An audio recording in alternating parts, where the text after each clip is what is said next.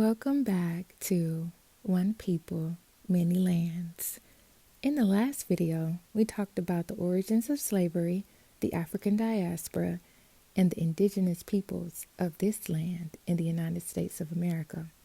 Today, I want to narrow the focus and talk specifically about Black Indians, also known as Black Indigenous peoples, here in the United States. This is a history that exists at the intersection of Africa and Indigenous America, and it's one that often is misunderstood, oversimplified, or left out entirely.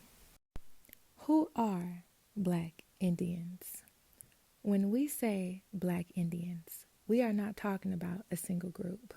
We're talking about Indigenous people who were described as Black by Europeans as well as Africans who became part of indigenous nations through marriage, adoption, and shared resistance. Early European explorers and colonists often used the word Black to describe indigenous people with darker skin and tightly coiled hair. These descriptions appear in journals, maps, and records long before racial categories were clearly defined. As colonization expanded, Africans who escaped enslavement often sought refuge among indigenous nations. Over time, many were welcomed and became part of tribal communities such as the Seminole, the Creek, the Cherokee, and others. These communities shared land, language, and survival strategies. They resisted colonization together.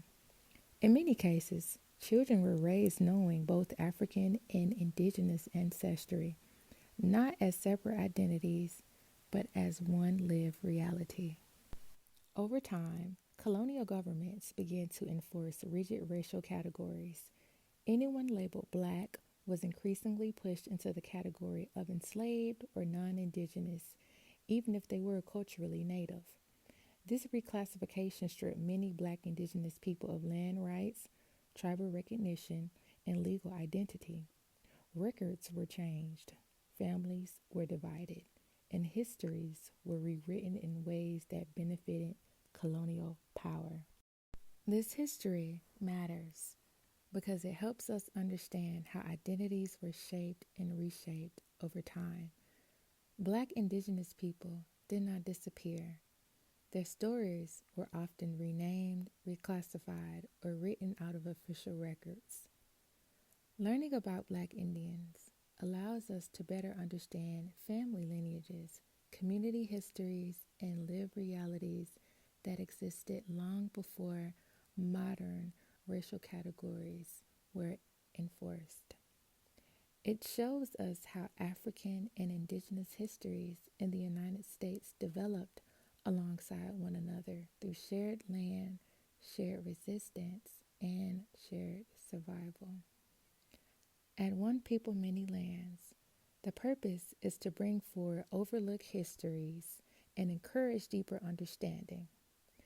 When we take the time to examine these layers, we gain a clear picture of the people, the land, and the forces that shape the world we live in today.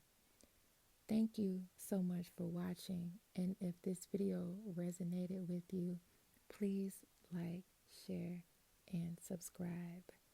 And once again, thank you for watching. I will see you in the next video.